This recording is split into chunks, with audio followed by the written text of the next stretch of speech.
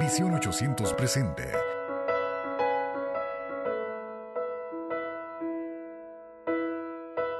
Vida en Él, una guía devocional para tu vida integral.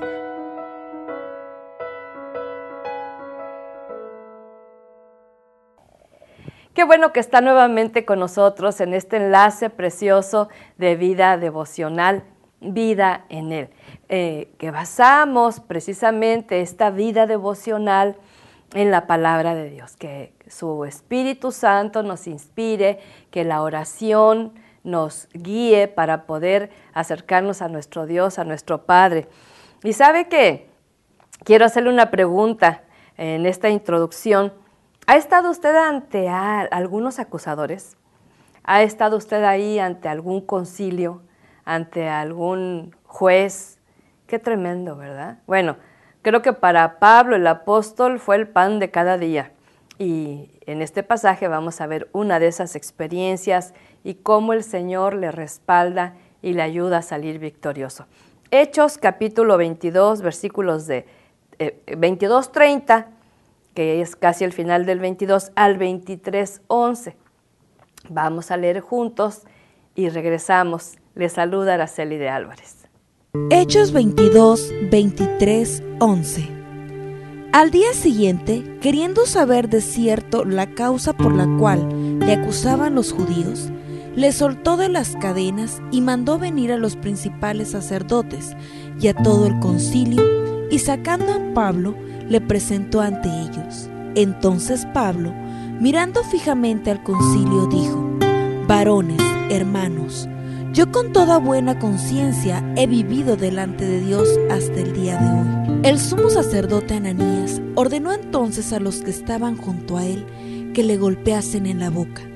Entonces Pablo le dijo: Dios te golpeará a ti, pared blanqueada. ¿Estás tú sentado para juzgarme conforme a la ley y quebrantando la ley me mandas golpear? Los que estaban presentes dijeron: ¿Al sumo sacerdote de Dios injurias? Pablo dijo: No sabía, hermanos, que era el sumo sacerdote, pues escrito está: no maldecirás a un príncipe de tu pueblo. Entonces Pablo, notando que una parte era de saduceos y la otra de fariseos, alzó la voz en el concilio: Varones hermanos, yo soy fariseo, hijo de fariseos. Acerca de la esperanza y de la resurrección de los muertos se me juzga. Cuando dijo esto, se produjo disensión entre los fariseos y los saduceos, y la asamblea se dividió. Porque los saduceos dicen que no hay resurrección, ni ángel, ni espíritu, pero los fariseos afirman estas cosas. Y hubo un gran vocerío, y levantándose los escribas de la parte de los fariseos, entendían diciendo: Ningún mal hallamos en este hombre, que si un espíritu le ha hablado, o un ángel, no resistamos a Dios. Y habiendo grande disensión, el tribuno, teniendo temor de que Pablo fuese despedazado por ellos, mandó que bajasen soldados y le arrebatasen de en medio de ellos, y le llevasen a la fortaleza. A la noche siguiente se le presentó el Señor y le dijo: Ten ánimo, Pablo, pues como has testificado de mí en Jerusalén, así es necesario que testifiques también en Roma. Bien, ¿qué me respondió a la pregunta de estar ante un tribunal? A veces es no necesariamente una corte. En Estados Unidos se acostumbra mucho que hasta por una infracción de tránsito, van a la corte. Y a lo mejor allá es un poco más común. En nuestro México se va a la corte, bueno, pues aquel que es acusado y que tiene una demanda y tiene que presentarse ante un juez, ¿verdad? Pero muchas de las ocasiones cuando llegamos a tener esta experiencia, muchas veces aún en la iglesia pasamos a ser examinados de esta manera por algo, que alguien nos acusa y que tenemos que dar respuesta a eso. Ahora, tenemos que estar preparados porque sin duda alguna que podemos fallar, a veces decimos algo fuera de lugar, algo que no era lo más correcto y sin embargo alguien lo toma y nos viene y nos lanza la acusación. Entonces, en este caso vemos a un apóstol Pablo acusado y está frente al tribuno, y el tribuno quiere saber de qué se trata esa acusación, ¿verdad? Y en el verso 30 hace esta expresión. Entonces Pablo empieza a presentar su defensa. Todo acusado tiene derecho a defenderse, aunque sea culpable, pero tiene derechos, ¿verdad? Esto es parte de las constituciones jurídicas de nuestro país, de nuestros países, y podemos ver que tenemos ese derecho. Ya sobre esas expresiones ya podrán determinar si es culpable o es inocente. En este caso, él empieza a hacer una remembranza de cómo él ha vivido delante de Dios y no tiene vergüenza de esta vida que tiene delante de Dios. Estamos hablando de eso actualmente. Y entonces Ananías, el sumo sacerdote en aquel momento, le ordena que lo golpeen. Y Pablo responde de una manera muy humana, muy natural, ¿verdad? Y le dice muro blanqueado, ¿verdad? Cuando él no sabía que era el sumo sacerdote. Entonces, aquí vienen y le dicen, estás insultando al sumo sacerdote de Dios, ¿sí? Y entonces Pablo reconoce su error. Un principio importante cuando nos presentamos ante una acusación, ya sea muy formal, formada por un tribunal, por un juez, por un concilio eclesiástico, necesitamos darnos cuenta cuando nos equivocamos y reconocerlo. Porque el mismo Pablo recordó lo que dice Éxodo 22, 28, ¿verdad? Y dijo, esta palabra decía, no maldecirás a un príncipe de tu pueblo. Y él se avergonzó de haber dado esa palabra, ¿verdad? De sepulcro blanqueado. ¿Por qué le dijo muro blanqueado, sepulcro blanqueado? Pues porque estaba rodeado de gente religiosa hipócrita, sin temor sincero a Dios, sin una actuación de humildad. No. Entonces él así como que se enojó porque no estaba siguiendo el tema que él estaba exponiendo. El concilio estaba formado por saduceos y por fariseos, entonces quiere decir que estaban divididos ya de entrada, ¿verdad? Y entonces Pablo se identifica como fariseo y toca el tema de la resurrección. Y ustedes saben que los saduceos, esa secta, eran un grupo que no creían en la resurrección, no creían en los ángeles, no creían en los espíritus, y entonces allí se empezó a hacer todo un verdadero conflicto. La palabra lo describe como gritos, como protestas y voces alteradas, y se empezó a hacer un conflicto. Ahora fíjate, ya se dejó de lado de lo que acusaban a Pablo, sino se centran ahora en sus posturas religiosas. Los fariseos aceptaban la resurrección y los saduceos no la aceptaban. Y ya se fueron ahí a título personal. Ahora, tenemos que tener cuidado que en muchas ocasiones cuando estamos nosotros presentando nuestra defensa, que nos han acusado, y vamos a poner el ejemplo injustamente, y estamos presentando nuestra defensa, tenemos que tener mucho cuidado que algo que digamos la gente lo puede tomar a título personal y no era necesariamente el tema y se desvía la atención. Y ahí entra el conflicto. Por algo Jesucristo, fíjate, decía, ahora, salvo estas excepciones que eran apresados por causa del nombre de Jesucristo.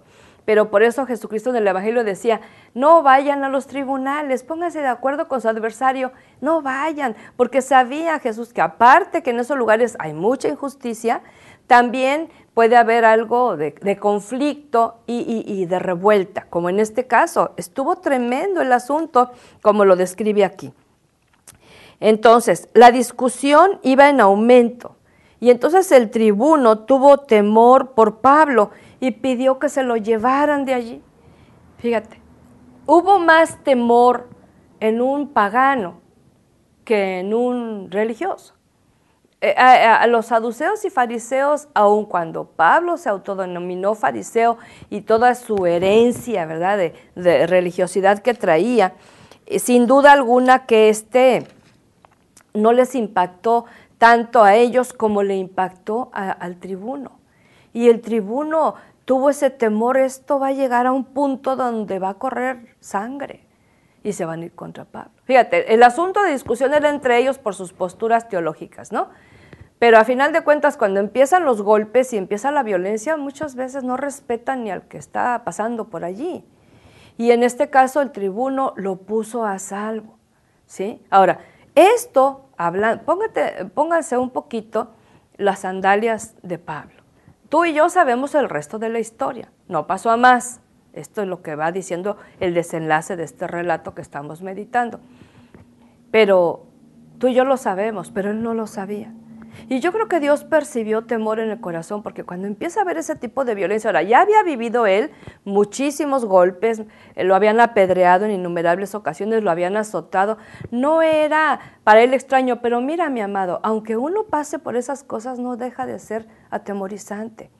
Y muchas ocasiones, desde que, aún en casa, que el jefe de familia empieza a alzar la voz, la señora empieza a alzar la voz y provoca temor en los hijos, ¿no? Aunque sabe que a lo mejor no va a pasar a más, pero hay un temor. Bueno, pues Dios vio ese temor y fíjate la palabra hermosísima que le dio, que nos da a nosotros también, ¿verdad? Esperanza, porque a final de cuentas lo que él quería era anunciar el mensaje y no lo dejaban anunciar ese mensaje. Ahí en el verso 11, fíjate las palabras tan hermosas. El Señor se le presentó a Pablo y le dijo, oye, qué tremenda experiencia. No mandó un ángel, no le hizo recordar su palabra, que igual y se vale. Él se le presentó a Pablo y le dijo, Pablo, ten ánimo, pues necesito que des testimonio de mí en Roma, así como lo has hecho en Jerusalén. Ten ánimo, necesito que des testimonio en Roma. O sea que le estaba diciendo, no vas a morir todavía. Todavía no es el tiempo. Yo lo tengo reservado, pero te necesito allá. Ahora, qué hermoso es, mi amado, mi amada, cuando Dios nos incluye en su agenda. Cuando Dios nos dice que nos está esperando para que nos use como un instrumento para cumplir sus propósitos. Yo creo que la presencia, aunque la presencia de Dios hubiese sido tan solo esa experiencia sin palabras, le hubiera dado a Pablo una gran paz y descanso, pero fue acompañada de promesa. Igual tú y yo. Si estás pasando por tiempo, una persona que enfrenta un divorcio, tiene que estar pasando estas acusaciones, ¿no? Recuerdo de una prima que al divorciarse, como el abogado del opositor para hacer el asunto más de beneficio al varón, lo que hizo fue acusarle de cosas falsas, ¿no? Entonces, cuando estaba escuchando ella esas cosas, entre otras que llegaba borracha a altas horas de la madrugada y en malas compañías, cosa que en la vida ella había tomado alcohol, ¿verdad? Entonces es indignante cuando vienen esas acusaciones. Pero cuando tú sabes que estás haciendo lo correcto y ahora, que aunque hayas hecho algo malo, ya te arrepentiste, ya fuiste con tu Salvador, ya Él vio tu corazón roto, ya Él te aceptó tu confesión de pecado, ya Él te perdonó y te limpió de esa maldad. Entonces, esa presencia de Dios te dice, ten ánimo. No termina todo con ir a una cárcel, no termina todo con estar en una cama de hospital. A veces son eventos transitorios. Dios quiere llevarnos a un conocimiento mayor, por eso es este devocional, para que podamos adentrarnos en su palabra y aplicarlo de manera personal. Y entonces ir con Dios y decirle, Padre, ¿qué me quieres enseñar hoy? Yo quiero aprender de ti. Y en este caso es, ¿cómo podemos aprender a presentarnos ante los acusadores? No habla de aquí del diablo, pero aún el enemigo es el acusador que todo el tiempo está acusándonos en nuestros errores, en nuestras equivocaciones, y va con Dios corriendo y va y mira a tu hijo lo que está haciendo. Qué importante es estar preparados aún para estos eventos. ¿Que no los deseamos? Claro que no, pero Dios sabe por lo que vamos a pasar. ¿Por qué no nos unimos en oración y le pedimos a Dios que nos prepare, que nos dé sabiduría, que nos dé fortaleza y sobre todo mucho ánimo, mucho aliento, que aunque pasemos por esas cosas, Él ha prometido estar con nosotros? Padre, nos acercamos a ti, Dios eterno, santo y bueno, porque tú eres el juez de toda la tierra. porque tú eres el juez que juzga santamente, correctamente, imparcialmente. Nos acercamos a ti porque tú conoces aquello que hemos fallado y lo cual es motivo de que nos acusen, o aquello que nos han imputado y que no es cierto, y que tenemos que estar frente a un concilio, frente a un jurado, frente a un juez para ser examinados, Dios. Y solamente pedimos en el nombre de Jesús que nos ayudes, aunque sea por una multa de tránsito, Señor, aunque sea por un asunto legal que no tenga mucha importancia. Dios, enséñanos que en medio de eso, tu presencia, como con Pablo, nos acompañe y nos dé aliento. Te necesitamos tanto porque estamos en un mundo injusto, que comete muchas injusticias y nosotros aún también las cometemos. Guárdanos de ser de esos injustos y enséñanos a confiar en tu justicia divina, que siempre será perfecta. Te alabamos, te bendecimos, te exaltamos con todo nuestro ser, nuestro corazón. En Jesucristo muy amado. Amén y amén. Recuerde, Dios es su justicia. Jesucristo lo hizo posible. Hasta pronto. Visión 800 presentó Vida en Él.